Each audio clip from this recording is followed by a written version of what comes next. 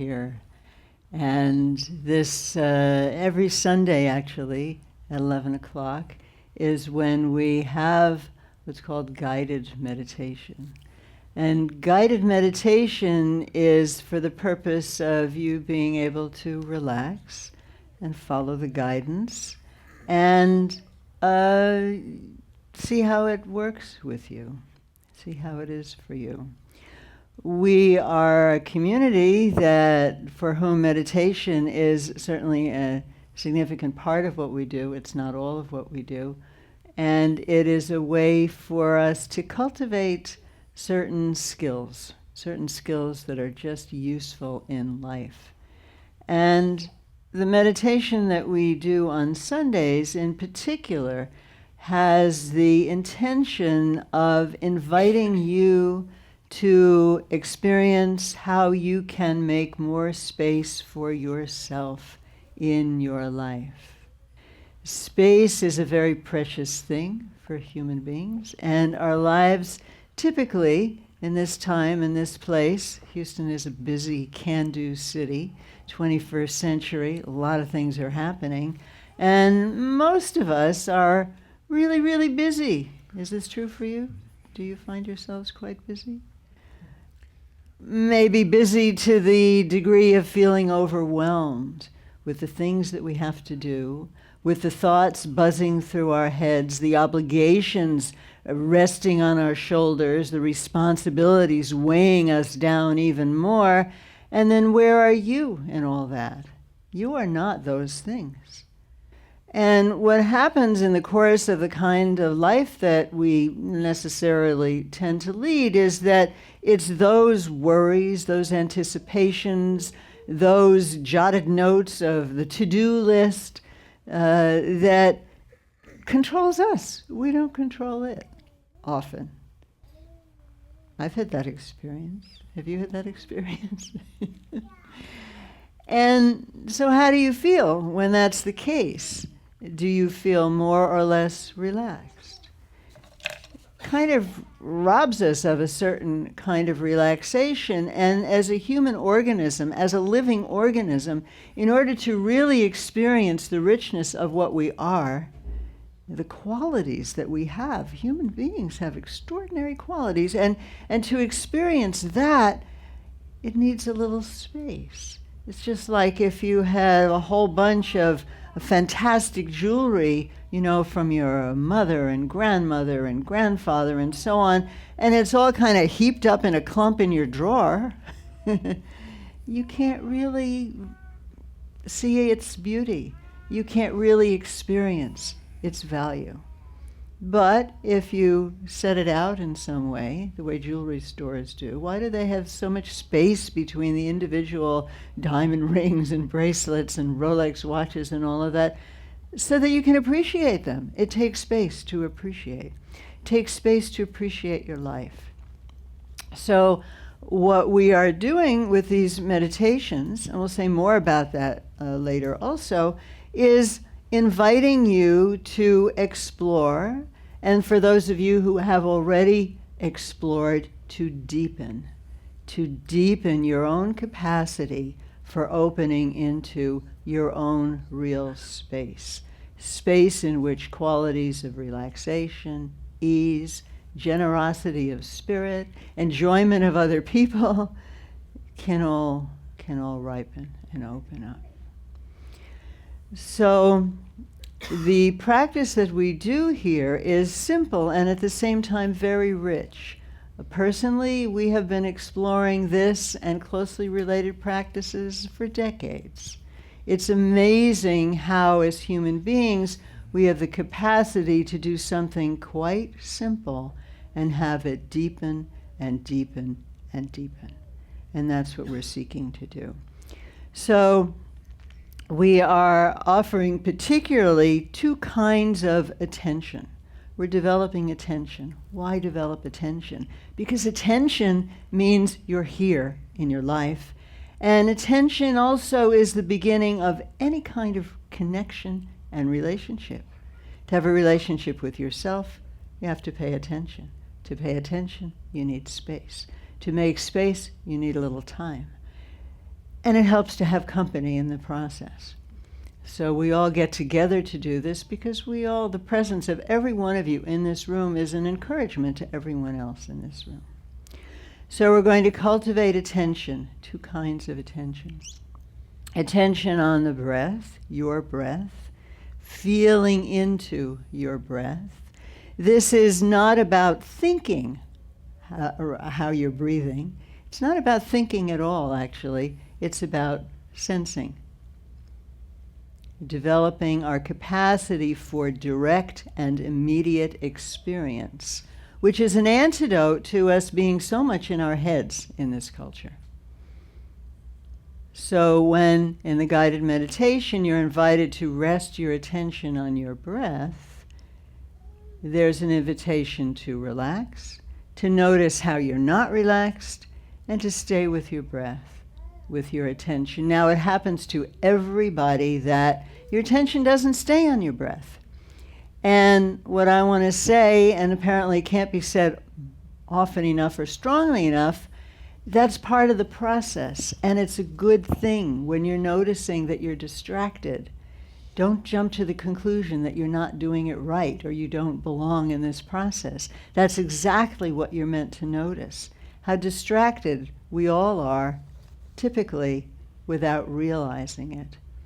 So a lot of the process of your attention being on your breath is actually a process of seeing how powerful your wish to be distracted actually is. That's what you're learning. That's what you're seeing. And that's an important part of this process. So however many times your mind moves away, you gently bring it back. And over time, you find that more and more you can rest with your breath.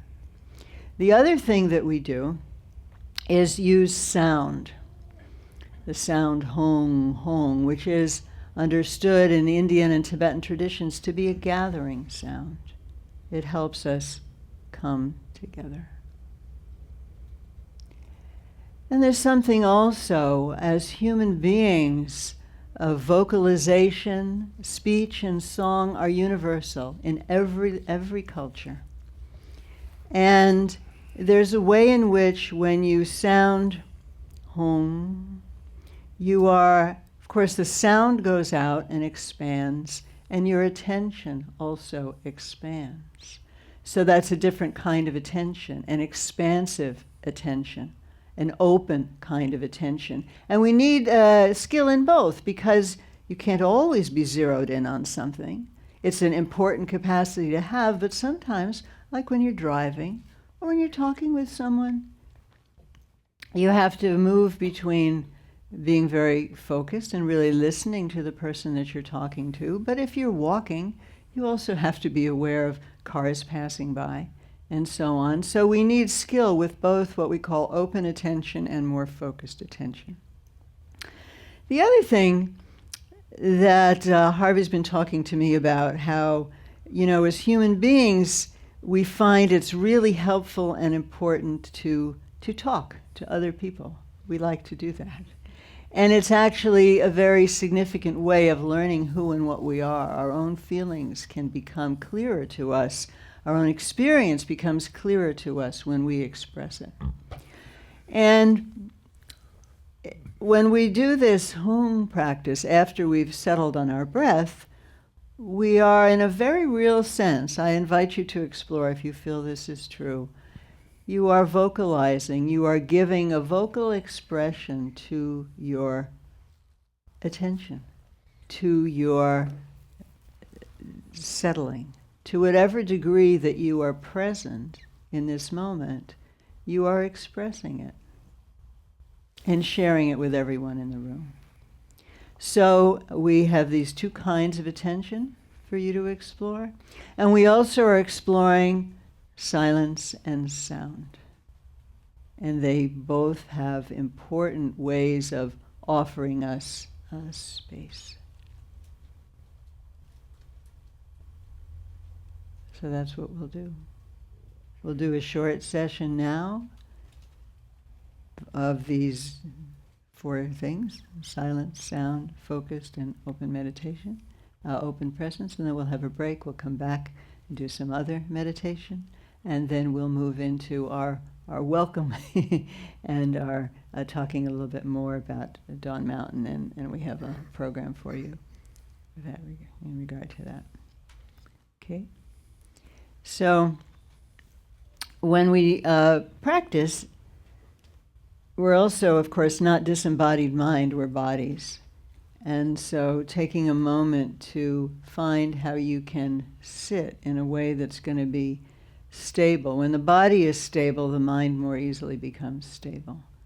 If you take a moment, you don't have to do the full lotus, although it's nice. If you like that, it's a very stable position.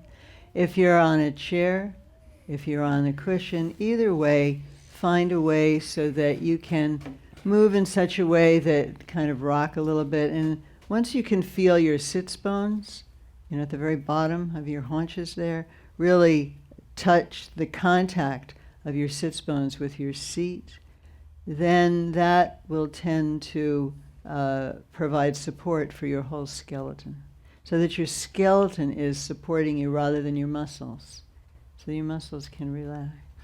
Part of this can just say in one word, this is a training in relaxation, in bringing together clarity and ease, because we're not going dull as we relax.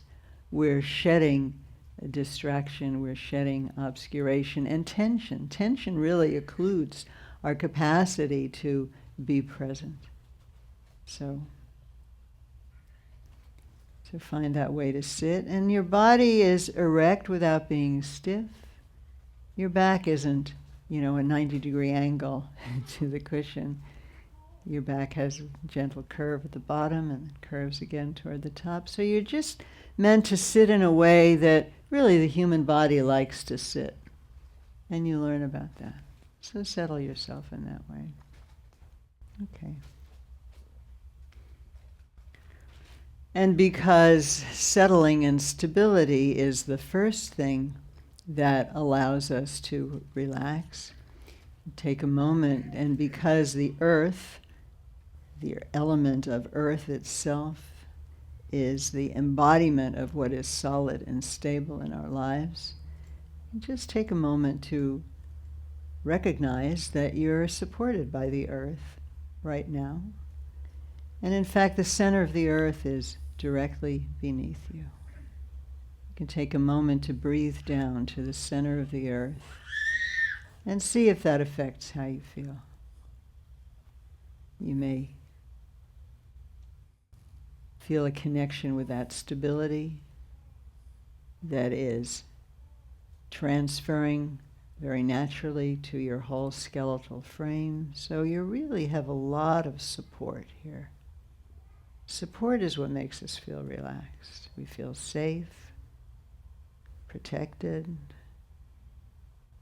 You have a powerful and a deep seat.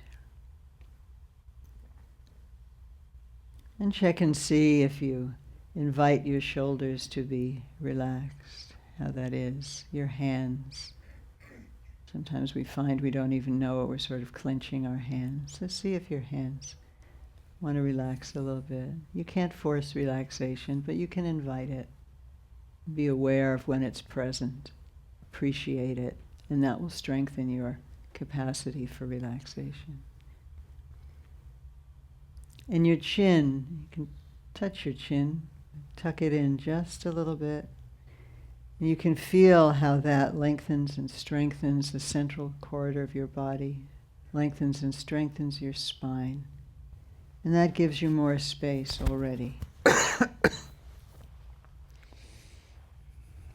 And of course your breathing and your inhalation, you can appreciate now that we've appreciated how significant space is. You can appreciate feeling the opening of space in your chest as you inhale.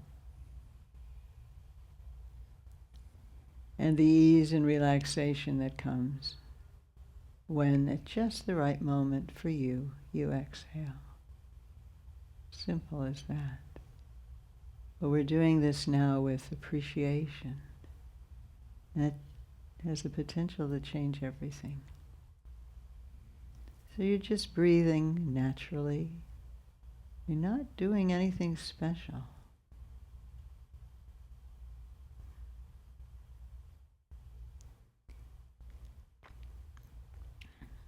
And gently invite your attention to rest on your breath.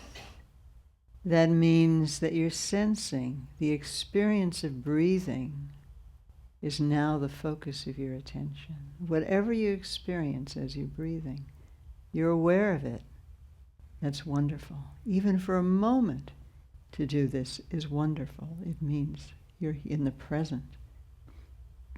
You're in actual, immediate, and fresh experience.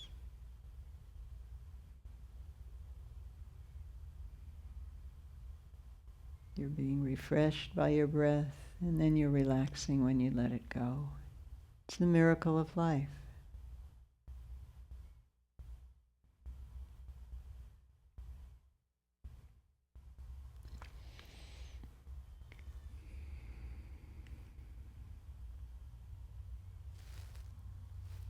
And you're welcoming yourself into this experience.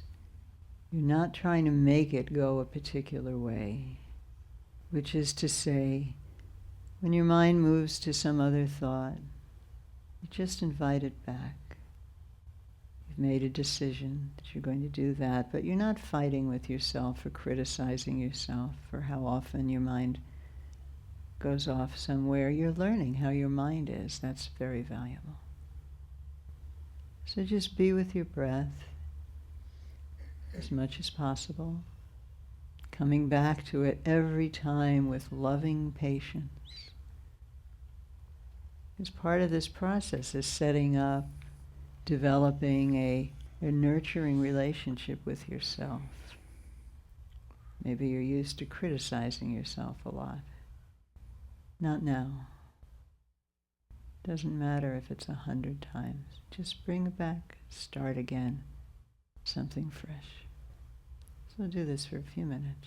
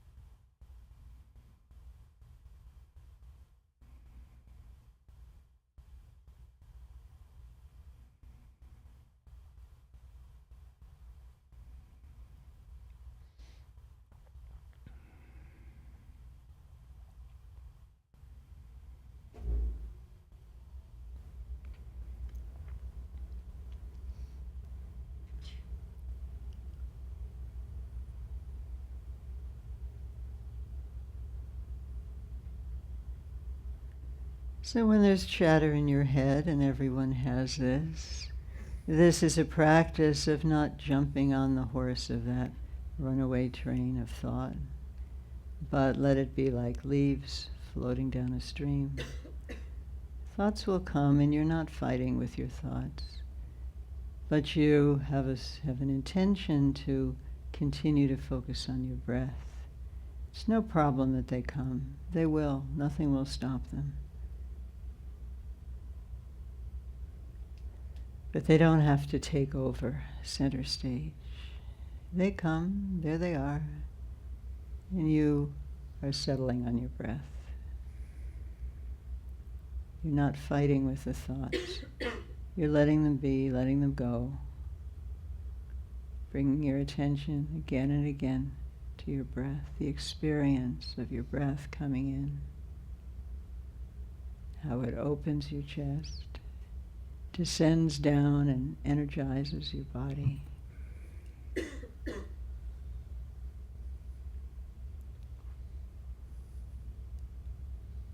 And the sensation of that moment when the inhalation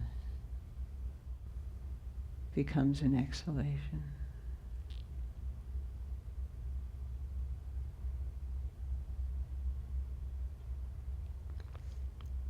This constant fluctuation between refreshment of the incoming breath, relaxation of your outgoing breath. It's actually a very profound confluence. It means that clarity is coming in and is followed by relaxation.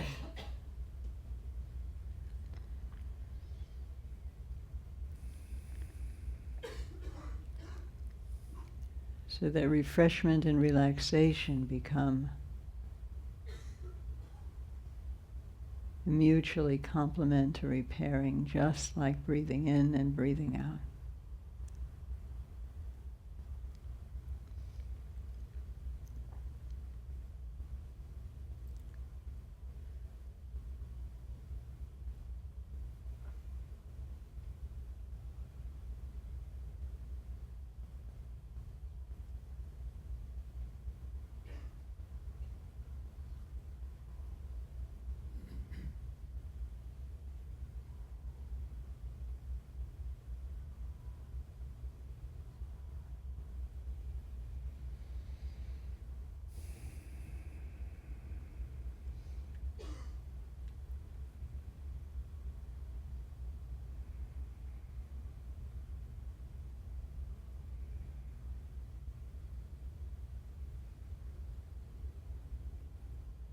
And take a moment to see if your shoulders are at ease.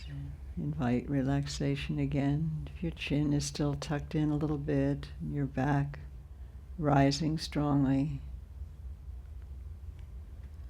If you need to adjust your posture, you can do that. You're not meant to sit through pain.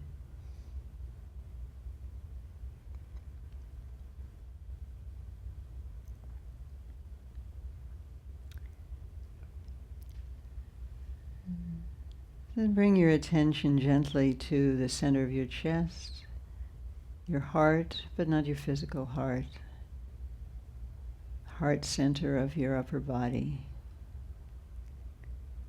And if you like, you can feel that the clarity that is an intrinsic part of your mind and that you have been cultivating through attention, that clarity expresses itself as an orb of clear light at the center of your heart. It's you. It's another way of experiencing your own natural clarity.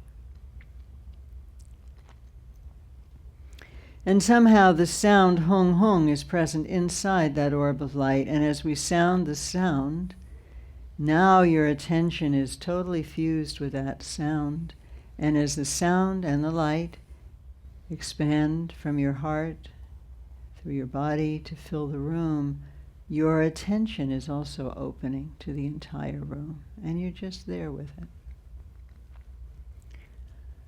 Om.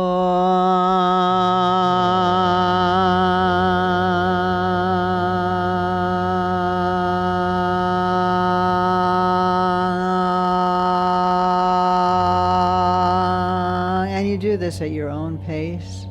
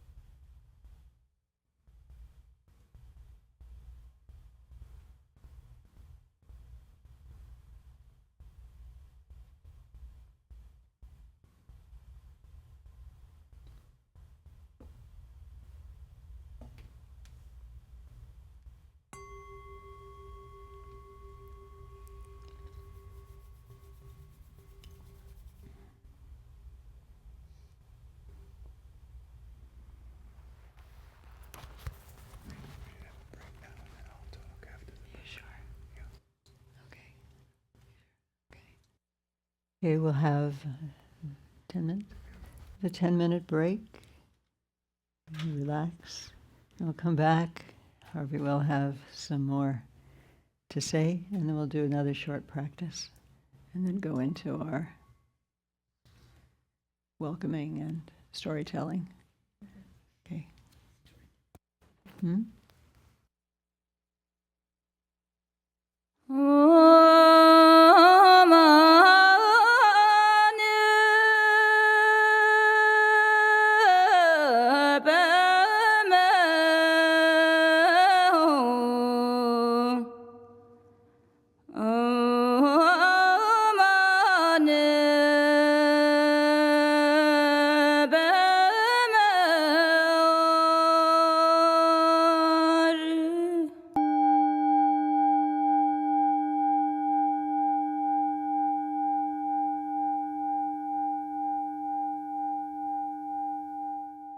Dawn Mountain offers traditional Buddhist teachings, primarily in the Tibetan tradition, in a way that is accessible to contemporary Americans. Having studied and practiced for many years under recognized Tibetan masters, and understanding that these teachings provide a way to realize the natural state of mind that embodies profound wisdom and deep love, Anne Klein and Harvey Aronson wished to share these traditions here in the United States. As a result, they established Dawn Mountain in June 1996, based on the core belief that it is possible to cultivate a better understanding of our deepest nature, which in turn facilitates new levels of mental calm and self-acceptance. So our inspiration really comes from our love and gratitude to our own teachers. They spent so much time and care with us over many, many years. Kaizen Rinpoche was extraordinarily compassionate. He had a terrific sense of humor. And just his ability to be present and immediate and just there. Adzom Rinpoche is extraordinarily compassionate and grounded. And we've had extraordinary experiences with Adzom Rinpoche, whom I met in Tibet in 96. And I've had many hours of just, one-on-one conversation, a person who has tens of thousands of students to attend to.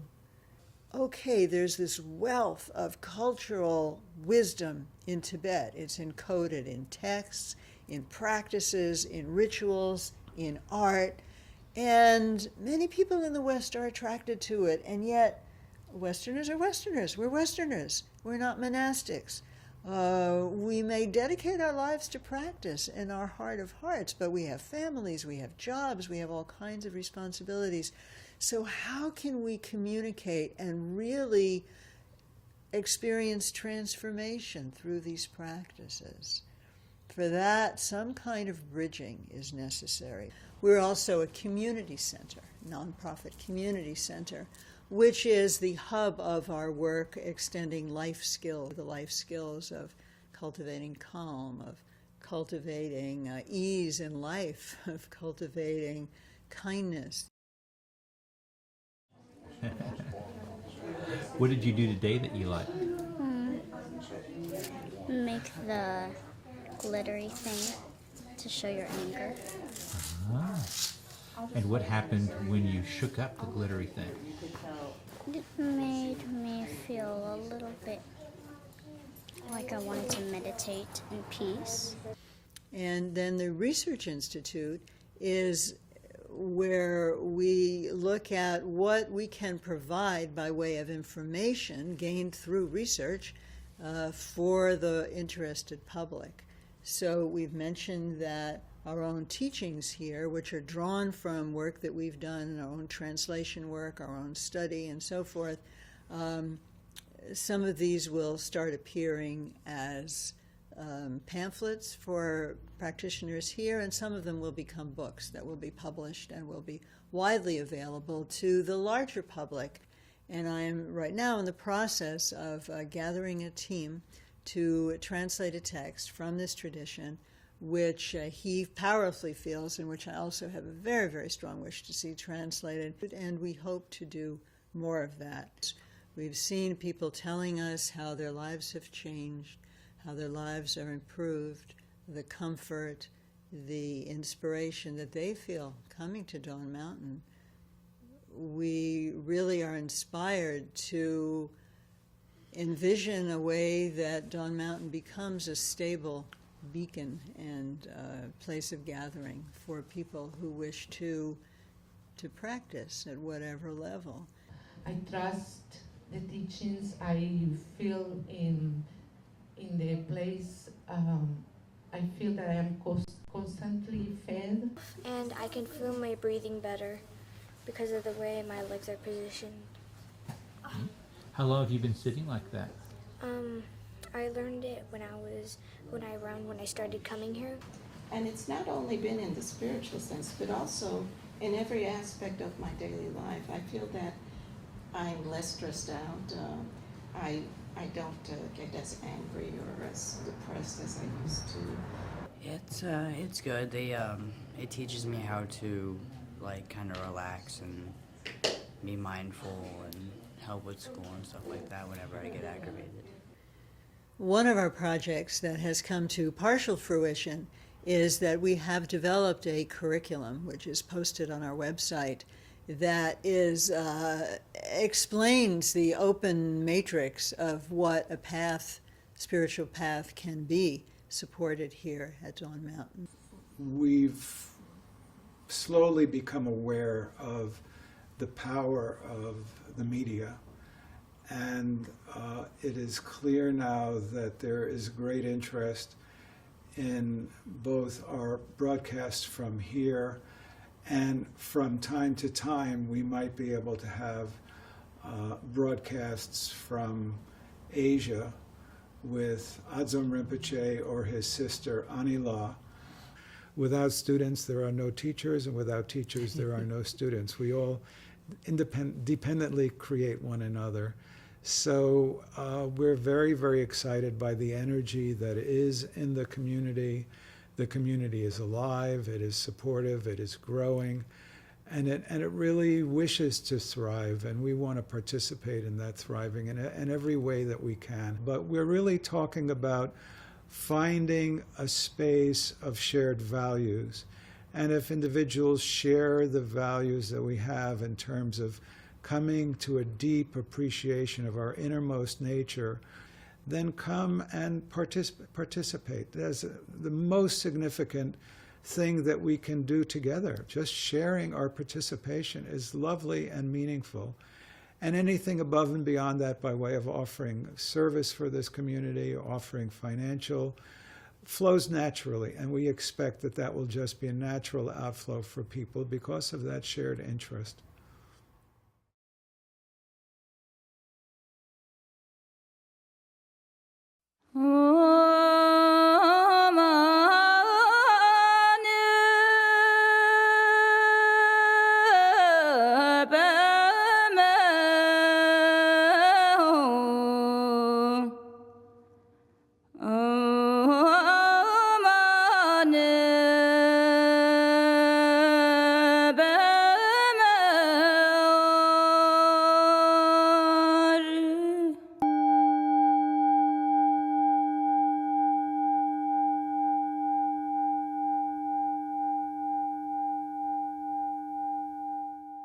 Dawn Mountain offers traditional Buddhist teachings primarily in the Tibetan tradition in a way that is accessible to contemporary Americans.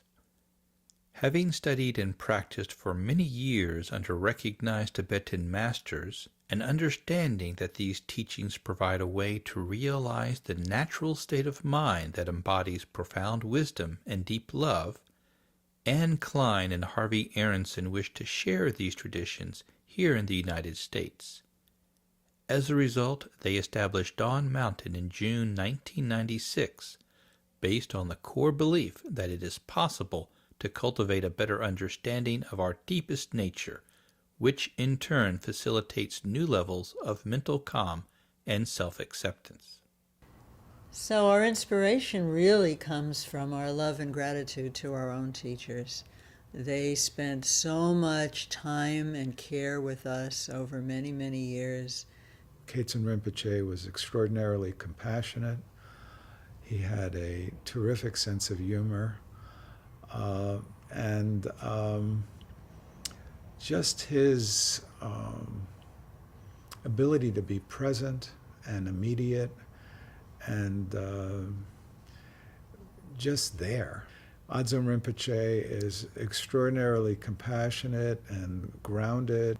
And we've had extraordinary experiences with Adzon Rinpoche, whom I met in Tibet in 96. And I've had many, many, many, many hours of just, one-on-one conversation, a person who has tens of thousands of students to attend to. Okay, there's this wealth of cultural wisdom in Tibet. It's encoded in texts, in practices, in rituals, in art, and many people in the West are attracted to it, and yet Westerners are Westerners. We're Westerners. We're not monastics. We may dedicate our lives to practice in our heart of hearts, but we have families, we have jobs, we have all kinds of responsibilities. So how can we communicate and really experience transformation through these practices?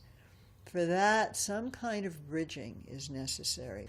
We're also a community center, nonprofit community center, which is the hub of our work extending life skills, the life skills of cultivating calm, of cultivating ease in life, of cultivating kindness. What did you do today that you liked? Make the glittery thing to show your anger. And what happened when you shook up the glittery thing? It made me feel a little bit Like I wanted to meditate in peace. And then the Research Institute is where we look at what we can provide by way of information gained through research for the interested public. So we've mentioned that our own teachings here, which are drawn from work that we've done, our own translation work, our own study, and so forth, some of these will start appearing as pamphlets for practitioners here, and some of them will become books that will be published and will be widely available to the larger public. And I am right now in the process of gathering a team to translate a text from this tradition, which he powerfully feels, and which I also have a very, very strong wish to see translated, and we hope to do more of that. We've seen people telling us how their lives have changed, how their lives are improved, the comfort, the inspiration that they feel coming to Dawn Mountain. We really are inspired to envision a way that Dawn Mountain becomes a stable beacon and place of gathering for people who wish to practice at whatever level. I trust the teachings. I feel in the place. I feel that I am constantly fed. And I can feel my breathing better because of the way my legs are positioned. How long have you been sitting like that? I learned it when I started coming here. And it's not only been in the spiritual sense, but also in every aspect of my daily life. I feel that I'm less stressed out. I don't get as angry or as depressed as I used to. It's good. It teaches me how to kind of relax and be mindful and help with school and stuff like that whenever I get aggravated. One of our projects that has come to partial fruition is that we have developed a curriculum, which is posted on our website, that explains the open matrix of what a spiritual path can be, supported here at Dawn Mountain. We've slowly become aware of the power of the media, and it is clear now that there is great interest in both our broadcasts from here, and from time to time we might be able to have broadcasts from Asia with Adzom Rinpoche or his sister Anila. Without students there are no teachers, and without teachers there are no students. We all dependently create one another. So we're very, very excited by the energy that is in the community.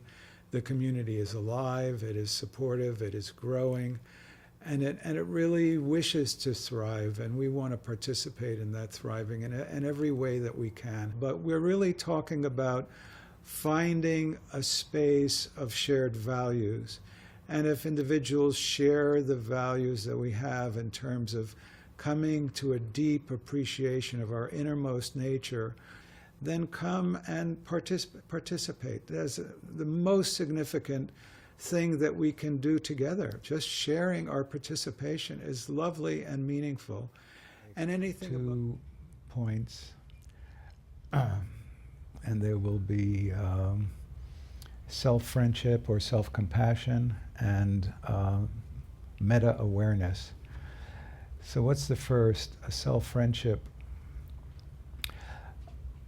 I think most of us in our culture have a pretty healthy, terrible relationship with ourselves. We actually specialize in avoiding ourselves. And we have all sorts of means of not being with ourselves. And it actually gets worse rather than better. And I don't know if any of you do anything like being on the phone while you're working on your computer, while you're eating, and petting your pet. But there's a way in which we're lost to ourselves. If you want to get some assessment of what that looks like, just walk down a plane someday when everybody's sort of staring at the screens and are basically narcotized. And there's a kind of evil intent behind all of this, in that we really do have a kind of a sleep culture.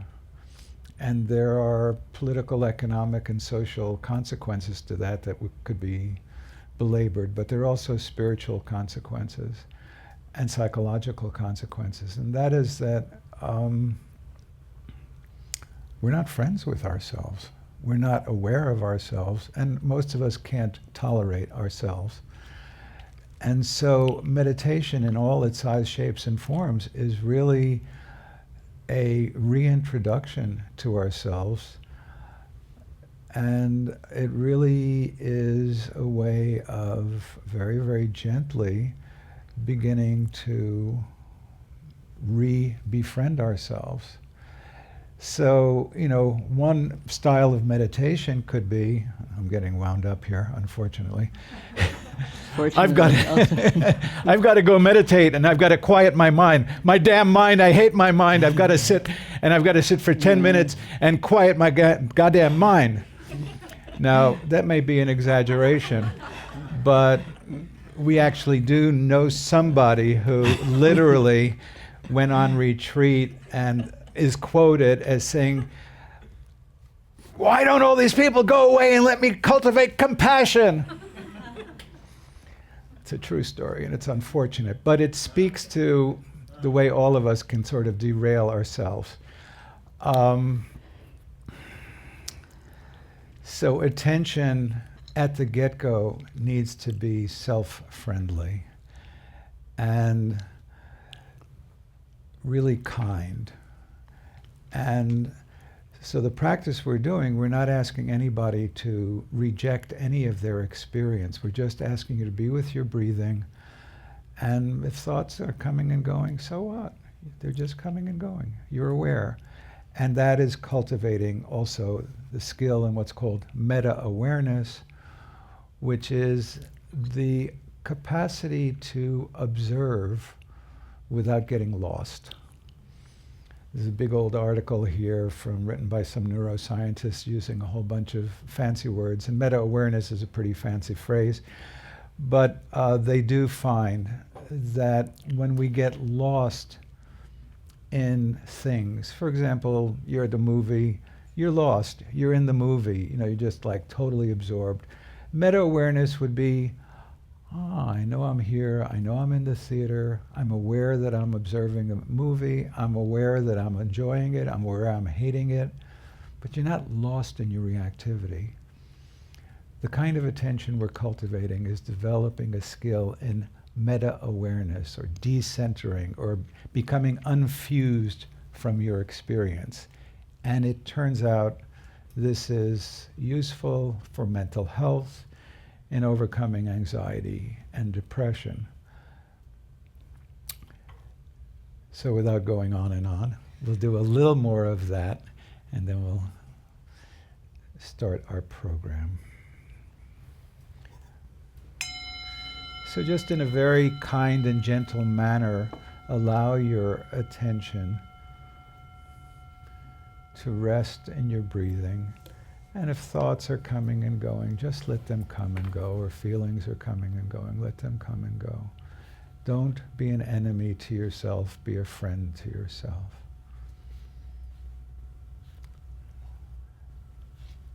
Let the breath be the resting point for your friendship with yourself.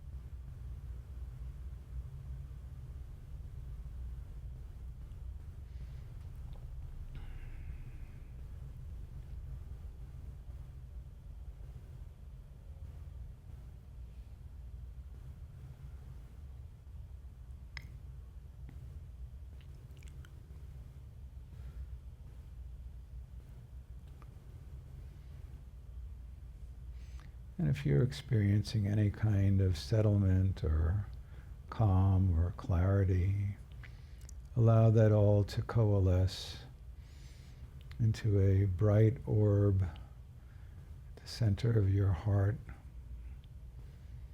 And we will be offering our well wishes for all those who have passed and those who are ill, and those in this community and the whole community and the whole globe, our kindness and our love, with one vocalization from this orb of light and love and kindness of the syllable ah.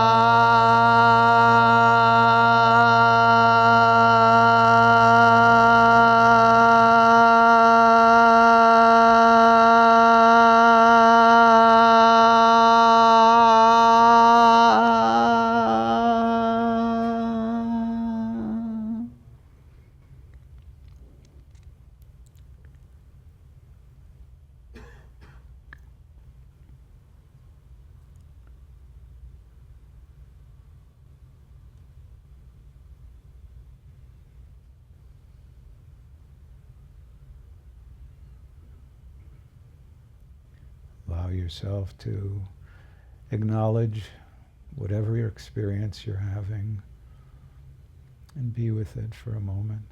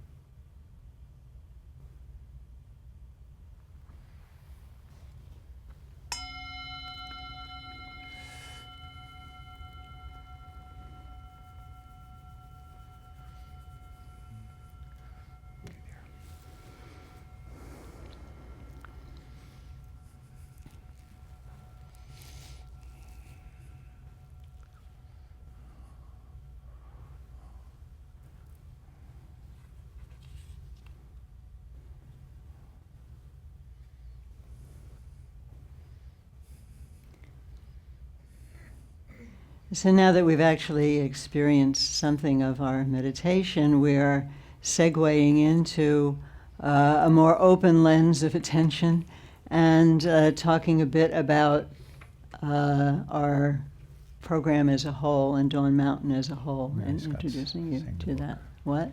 Mary Scott's signaling the book. What? Mary Scott's signaling the book.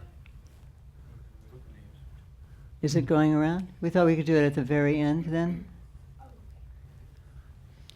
There's a book Yeah. going around. If you have anyone that you would like the name for us to recall, for prayers, for wishes, anyone who is ill, anyone who's passed, please put their name in it.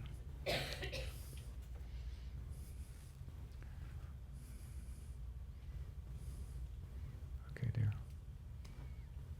So what you're gonna? Hmm? So we're gonna do that at the end, right? Yeah. Your names. So the book will continue around. It's part of our. We actually always begin with an intention that our practice benefit ourselves and others, as we touched on at the beginning. Sometimes we do that more formally as an expression of intention.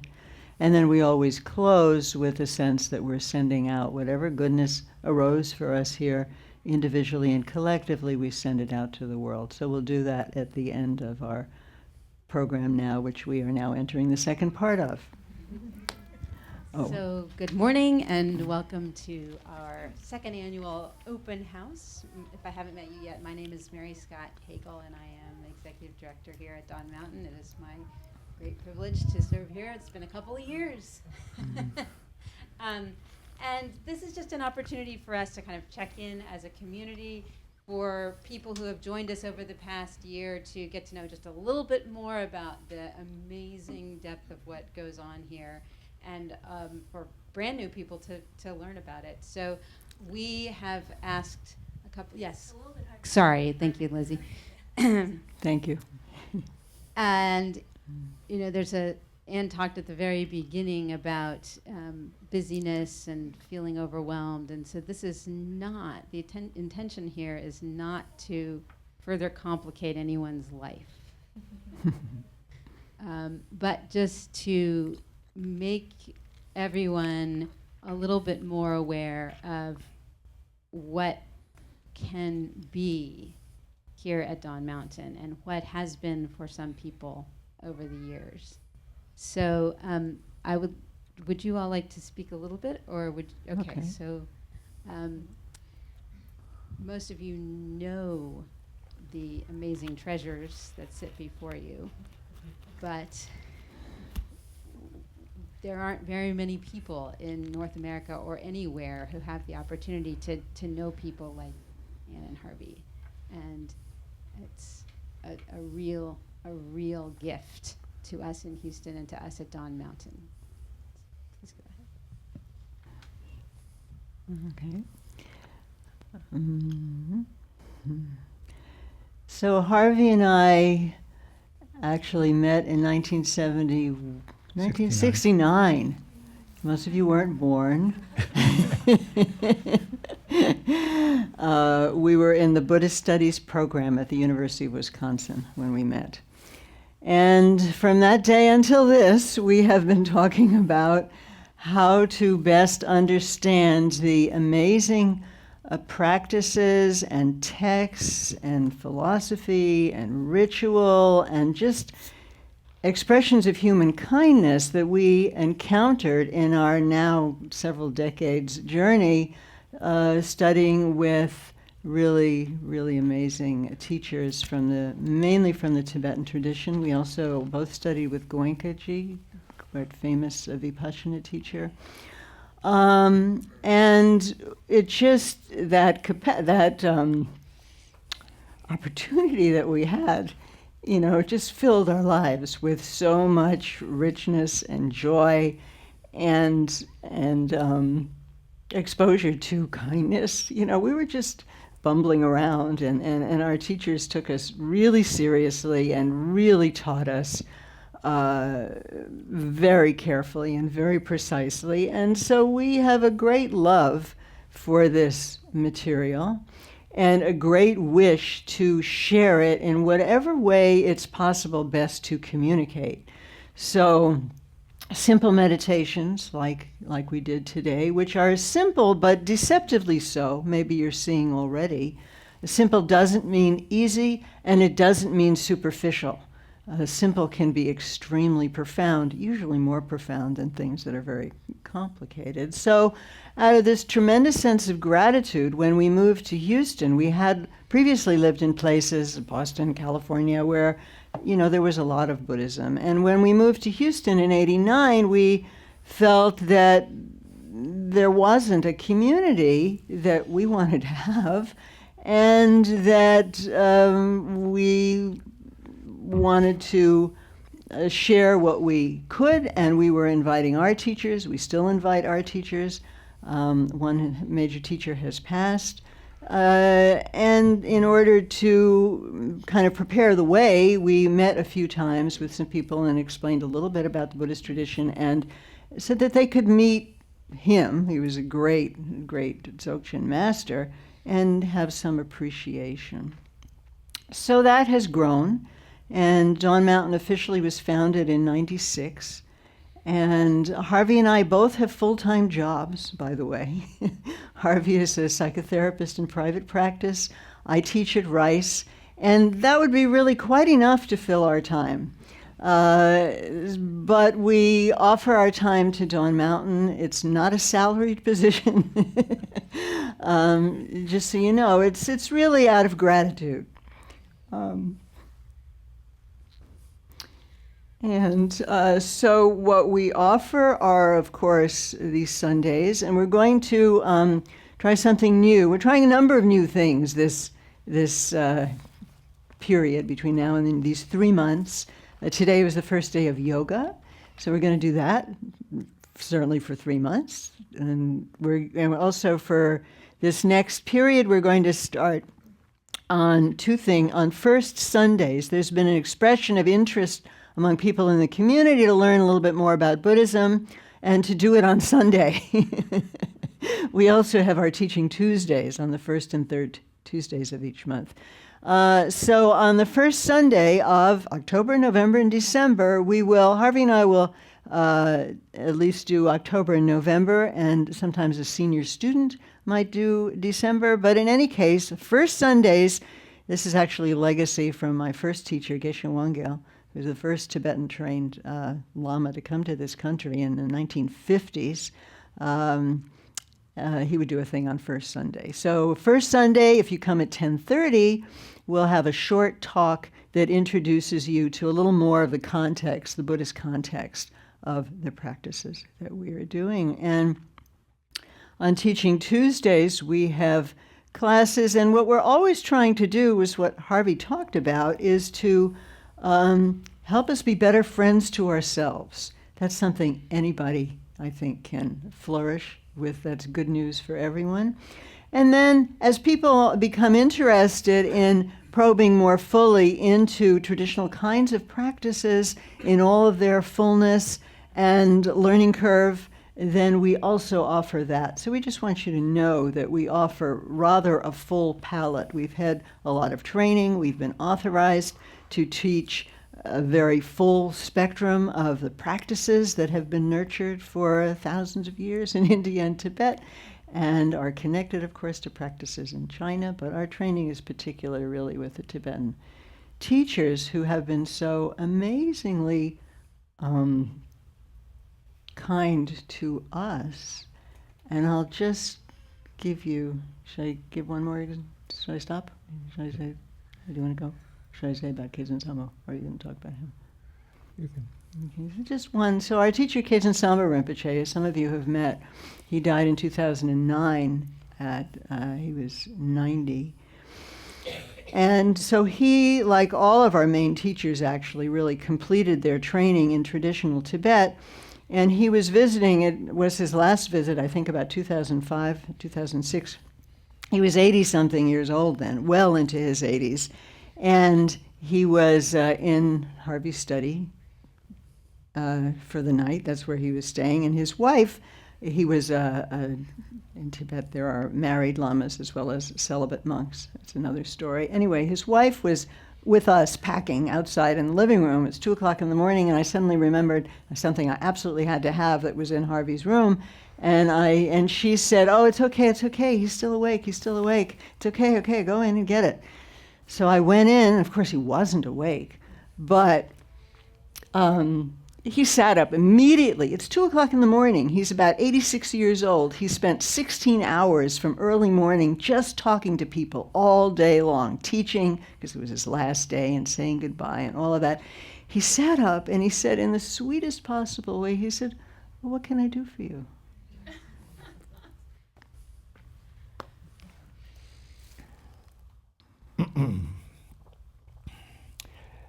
So it's a little bit difficult to know what to say.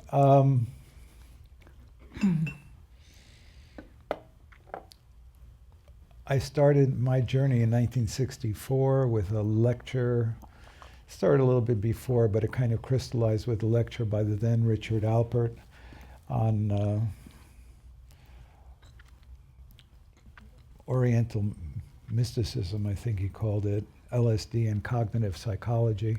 He was talking about love and freedom, and it was actually a religious conversion experience for me, and that started the quest. And he talked about things that I didn't know people actually were interested in this planet, and I didn't fully, I mean, in therapy, we sometimes talk about making the implicit explicit, and he had actually made my implicit interests explicit. It was like he put words on something I knew I was really oriented towards, but I hadn't really conceptualized it. And it started what has turned out to be an amazing journey, which continues. And we are always in search of metaphors for what the heck it is we do here. And one of the things we like talking about nowadays is sort of a holographic approach towards spirituality. And that's to try to convey that there are so many portals which we are offering at Dawn Mountain. We offer Sundays, we offer Tuesdays, we offer retreats, we offer an ongoing program and training in the depths of Tibetan Buddhist practice. Any portal is an entree to depth, and every portal is extremely rich. Some people can't come to Tuesday, some people can't come to retreats, some people can only come to retreats. It doesn't matter.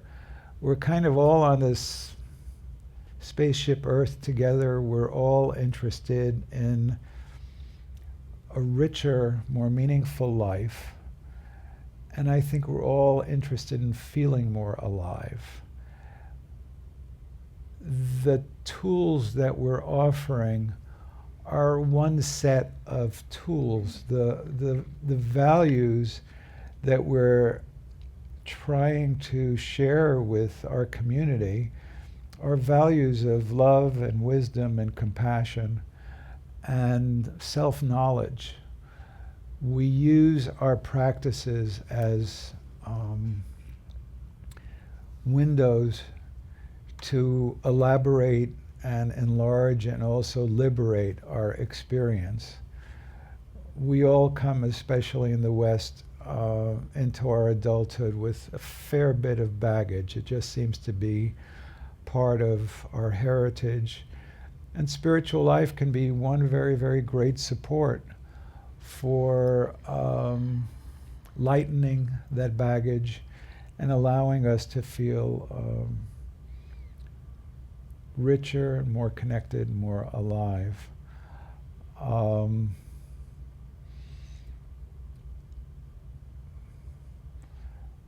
think I'll leave it at that for the moment. I think I've met most of you, at least briefly today.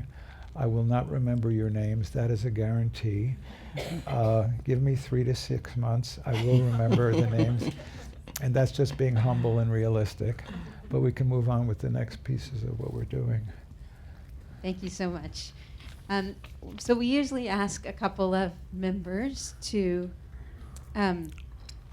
give just a little bit about their own experiences here at Dawn Mountain. And the gentleman who's going to come up first is somebody who I've been working with over the past week because he graciously came in and patched all of the sheetrock gaps in the community room where we had demolished some walls months ago so that we could paint it.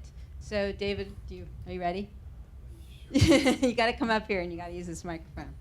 This is David Boschman, and he first came to Dawn Mountain many years ago.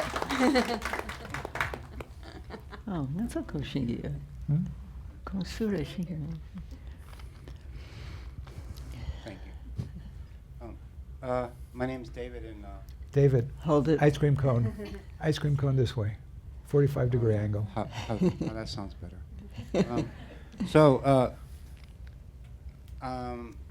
I'm a little nervous, and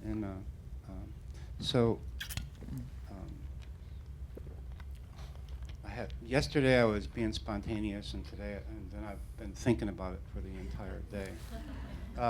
But yesterday I was here working, and so I spilled a bunch of stuff about my experience here with Mary Scott, who it might have been the second time I've spoken with her. I think I worked a whole day one time, close to a long time, and I didn't say very much to her. So I came to Dawn Mountain when it was over on Richmond, I don't know, a year and a half ago or however long that was, for several times. And I live in the Montrose, and so it was close.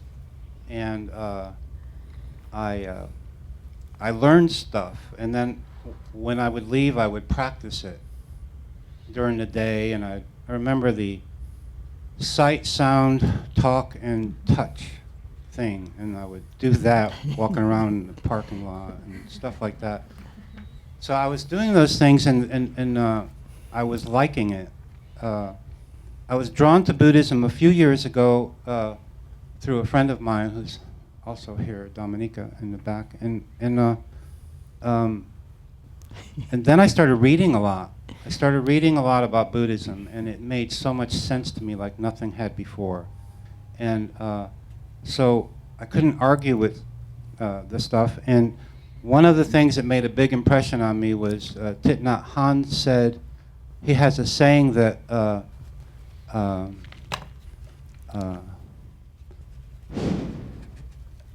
lost it.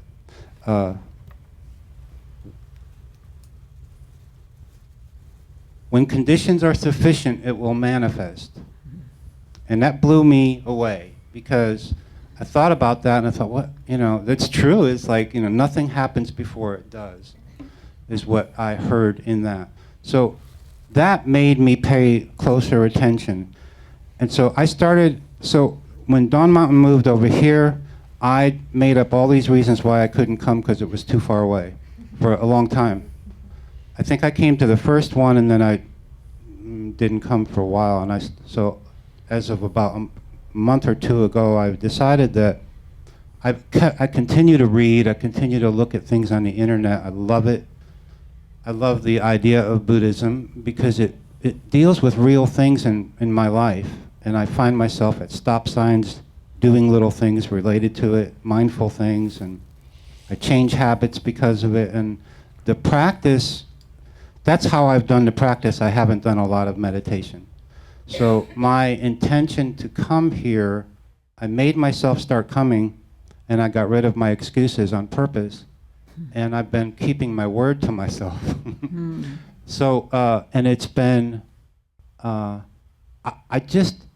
it's changed me in a really, really good way, and it made me more mindful. I enjoy being mindful, and I go away from it, and then I come back to it, and I have a better time when I'm in it.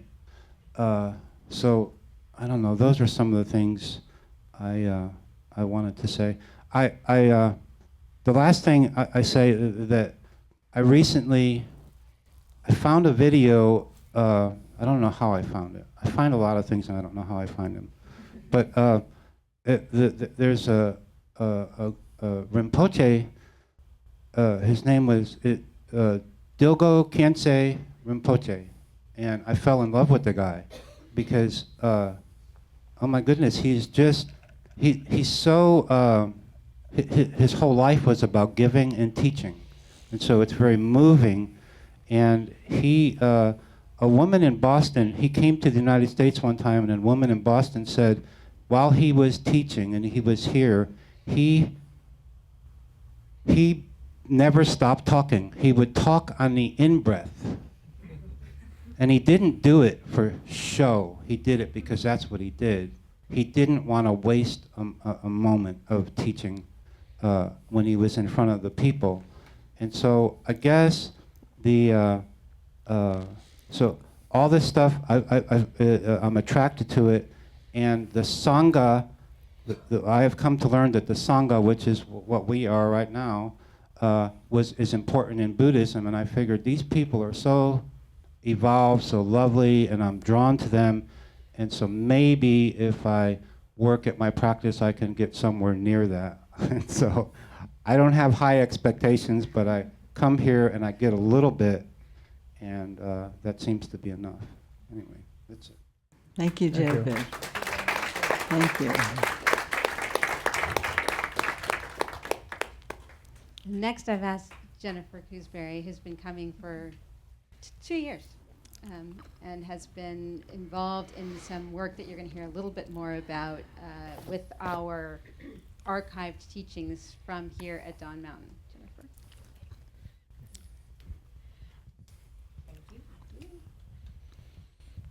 Hello.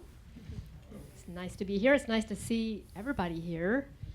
I've actually lived in Houston for 2 years, and I've been coming to Dawn Mountain for about 1 year this month. And I suppose I found out about it by serendipity or synchronicity. I actually had gone to a writing retreat in Oregon, and the teacher of the retreat just so happens to be a student at Dawn Mountain. And so she suggested, well, when you go back to Houston, I'm going to write these names down for you, you know, go check it out. And so I did, and Anne Harvey they just emanate so much love and compassion. And since I've been coming here, I've learned to just calm down a little. Really, the meditation practice, it just is so calming. And I think the word refuge has just come to mind so often when I think about my experience here. It's kind of what is taught is, you know, we all need a place of refuge, and we can find it here, and we find it in ourselves when we, you know, meditate on our own too. And that's just given me I don't know, a sense of stability, I guess, and peace. And another thing that I've been involved in here recently is, as you notice, this teaching has been recorded. Well, there are years and years. I don't know when you started the teachings here, but there are many, many, many recordings stored online. And so I'm helping with the project to catalog and curate. It's almost like a museum of teachings, but it will eventually provide a curriculum for people to learn more about Buddhism and, you know, what the transmissions of the teachings here. So I'm glad to be here, and welcome, and enjoy the open house. Thank you. Thank you very much. And one more person, and that is our very own board member and family educator, Simone Woodage, who has been coming to Dawn Mountain since before I have, although I was here in the 90s. But, and she will talk a little bit about what she's been up to and some of the things that are coming up for us this fall.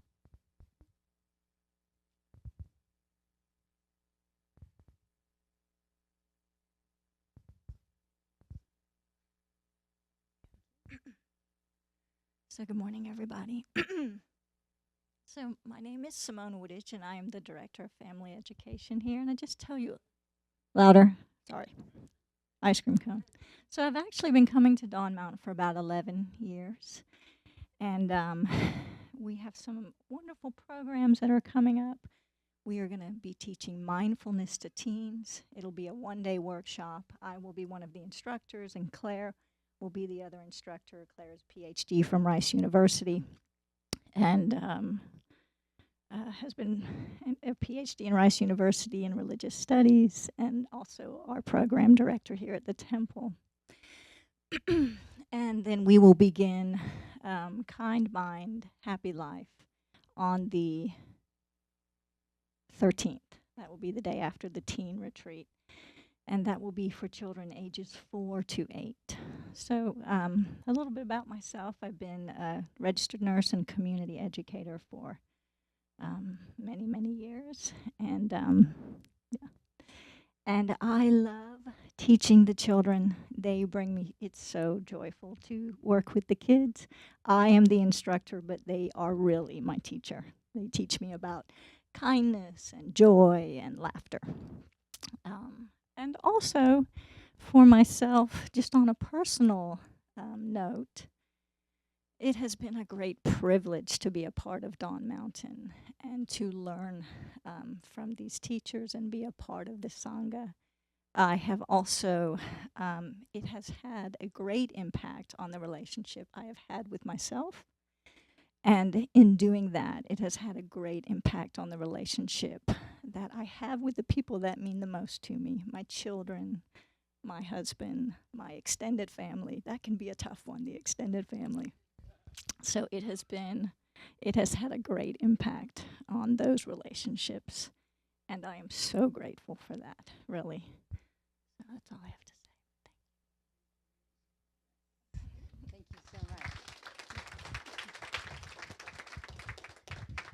So, you've heard a little bit about what we're doing for children, what we're doing for teens, what Jennifer is involved in, which is really a project that involves a lot of people, some not even in Houston, to curate this vast archive of online teachings. And then you heard about Claire, our new program manager, who's been on staff for about a month now. And all of a sudden, our capacity to deliver programs and teachings and do things here and take things out into the world has really grown and is just burgeoning. There's a great kind of blossoming up of potential here. We've been in this building now for a little over a year. You'll notice the ceiling is still too low for the throne. But that may be changing soon. We have some optimism about that, and we've also been propelled into a kind of an opportunity for some serious long-range planning, which the board and staff and I are beginning to undertake. And you'll be hearing more about that as it develops, and we may ask you for input as we go along. But we have a responsibility to the bounty of teachings here to make it available.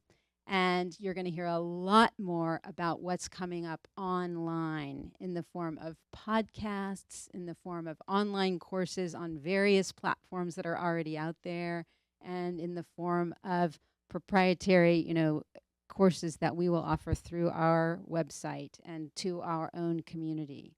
But it's, look around. These are wonderful people. We are incredibly blessed by the people who show up here to work, to help, to volunteer. Paulo to teach yoga, John to do carpentry, support painting, Robert to paint the community room. Evan comes and vacuums. I mean, Janet serves on the board and helps with all of our development efforts. I mean, I could keep on going. Gary, look at Gary. I mean,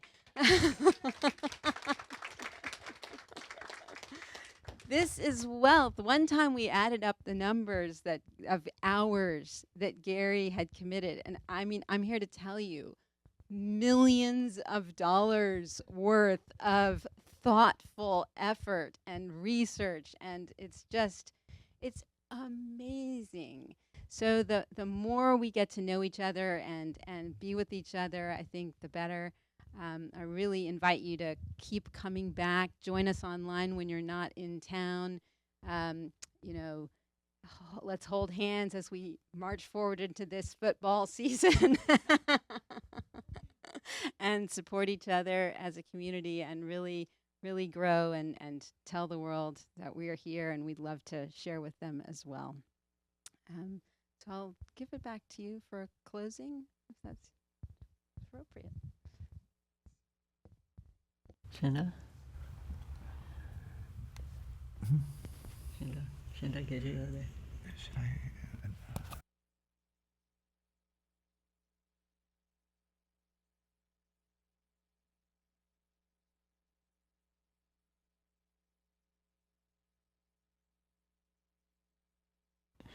So just to highlight just a few more things. We often hear that people want to learn how to meditate and relax and the like. And so the first Tuesday of September, which is right around the corner, this Tuesday, there will be a free, open introduction to meditation. If you have friends, relatives, colleagues who want to learn some very, very simple basics and understand a little bit more about meditation, please come and bring them this Tuesday. And again, it's free, and it's introductory. And so that's a great opportunity. On Saturday, September 19th, I'll be doing a one-day teaching with Claire and Mark on wisdom in Buddhist practice. And it really is an introduction to wisdom, Buddhist practice, and ultimately ourselves. And again, being friends with ourselves in a way that's oriented towards deepening our understanding of ourselves. This will be both an introductory class with respect to Buddhist practice and Buddhist ideas and Buddhist wisdom, but it will also be a little bit meatier than some of the things we tend to do, let's say, on Tuesday night. So if you've been around for a while and have been longing for a little meat, more meat on your bone, that particular Saturday class would be great. And or if you're just new and would like to learn really in a very careful way a little bit more about especially mindfulness and what it's about, and Buddhist psychology, that would be a great entree point. The children's program starts on the, what's the date? September 13th. If you're interested in that, please let us know. And when does mindfulness for everyone begin? October 5th, we'll have both an online series and a present at Dawn Mountain series, Mindfulness for Everyone. And we'll have a retreat on the weekend of October 9th on, it's a traditional teaching which really relates to emotional reactivity and working with our own reactive patterns. And our Tuesday series, which begins on the third Tuesday, will also be about the same subject, working with our emotional reactivity, with using some of the insights of Tibetan Buddhism to do so. And we are very much wanting to be supportive of whatever degree you feel like you would like to either begin or continue or deepen a meditation practice. And the first step there would be to see how you feel about having a daily practice. So what you learned today on today or any Sunday, take it home. Put it in your pocket and take it home and spend a few minutes with yourself on a daily basis and see how that is. For those of you who are interested in furthering your practice, this is also something we do as a community on our alternate Tuesdays. So our teaching Tuesdays are the first and third Tuesdays, and the second and fourth Tuesdays are community practice days led by senior students. And we have developed a model that really allows everyone to be at whatever level they're at and further it. And just coming together and supporting each other, valorizing the significance of this kind of enterprise in our lives is really quite significant. So we encourage you to come on those practice Tuesdays. Anything else? Yeah, Have so a retreat. One of the things that we don't really have a language for in our culture, and I don't know that even maybe many cultures have a language for it, but neuroscience is certainly becoming aware of the fact that we tend to influence one another. I mean, the core experiment on this was when some brainiac chimp neuroscientists noticed that when this chimpanzee was reaching for his or her peanut butter, this chimpanzee looking at that first chimpanzee had the same exact neuro pattern as the one who was reaching for the peanut butter, that there was a process called mirror neurons that when we see certain motivational activity, we actually sympathetically experience some of that in ourselves. That's kind of a doorway into at least an imaginative possibility of appreciating the fact that if we come together as a community supporting depth, rest, stillness, meaning, we resonate in that harmonic. If we want to experience a different harmonic, we go to mixed martial arts and we, go, yeah, kill the bomb. And when we walk out of that, we have a different experience in our body and our minds. And these are real. We don't really talk about that in our culture, but we know sometimes even, and this gets a little bit more woo-woo, but we walk into certain sacred spaces and we experience something. It's not a non-something, but we don't necessarily have a great vocabulary for that in our culture. I mean, in India, they have a simple word of, the word is really literally means seeing, darshan, which just means seeing, but really seeing with all of the senses. And you go for darshan to both sacred spaces and sacred people because you want to be in the presence of. We are all worthy of darshan. And when we come together, there's certainly a multiplier effect for our spiritual life. And there are so many things conducing to us falling asleep in our culture. It's a great opportunity for all of us, including us, to come together with like-minded people who are seeking to deepen and awaken and freshen and compassionate. And this is very, very rare. And it's something that each and every one of us contributes to one another when we come together on any of the occasions we have for practicing and studying together. So we really wish to encourage everyone to continue to participate, and we appreciate it so much and we value it so much. So thank you for coming. And one way we also value this is we have our book, and where is it? Does anybody know? And we, at the conclusion, and Julia, maybe you would be the candidate to light our candle today? You've never done it? Well, that's a good reason to do it. Somebody help her? And this is where we sing our verse of community grace, the blessing verse. Well, here. Now we have a new one. So the point here is that we all have people who are either in our lives who are in need of help or are ill, or ourselves, or beings who have passed. And we're making the aspiration for their well-being, for their improvement, for those who have passed to be the passage be of peace and enlightenment. And it's our aspiration that this may be the case. It's our hope and it's our heartfelt wish. So we do this with our blessing. With all of you in mind, we light this lamp of clarity.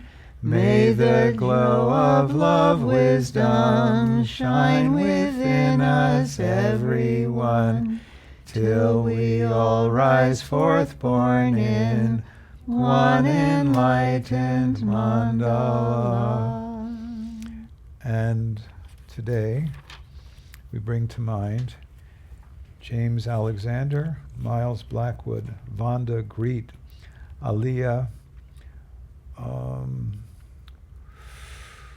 Hudek for health, Toby, Jalissa, Aubrey, Kaylin, Jenny, Ed, Jackie, Elizabeth, Louis, Wes, all those without a home, Dante, Chaz, Nazio, the Nathan family, Russ, Victor P. for travels, Gloria for retreat, Mary Lou and the Bardo, Hal, Peggy, Melinda, Alice, Wallet, Marcus White, Bardo and family, Mark, Elizabeth, Morgan, Dorothy, Lingo, Brittany, Dewey, Jim Conway and the Bardo, Katie and Dan,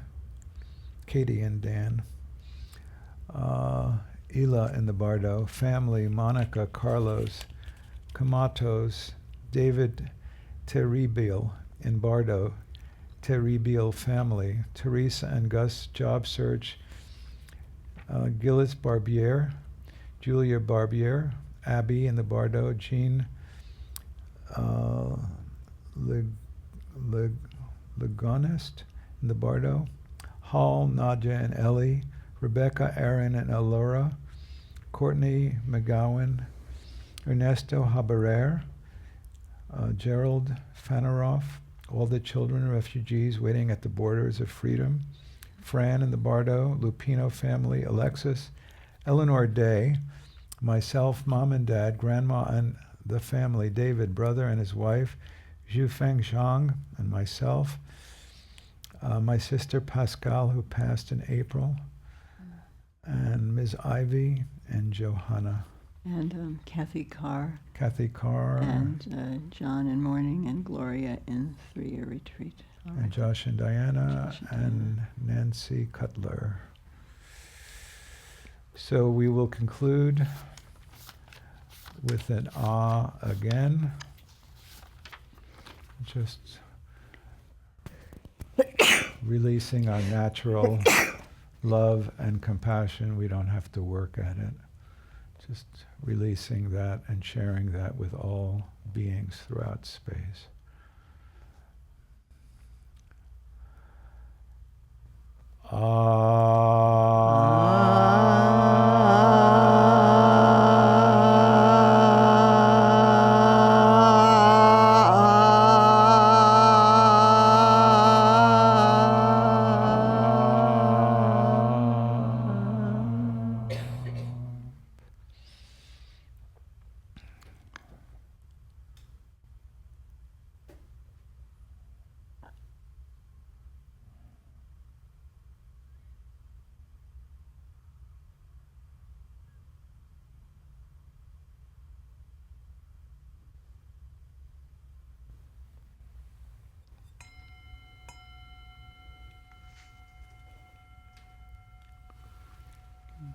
Thank you so much, everyone. We now have delights to eat and enjoy, and we look forward to talking with you. And I'd just like to take a moment to point out people who've been at Dawn Mountain for a long time. In addition, you've heard David and Jennifer and Simone. In case you want to ask questions, Claire, of course, Mark, Elizabeth, Janet, who's on our board, John, who recently joined our board, Paolo, a longtime practitioner. Am I missing anyone?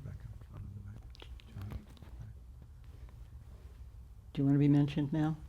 John Ramsey in the back. Robert.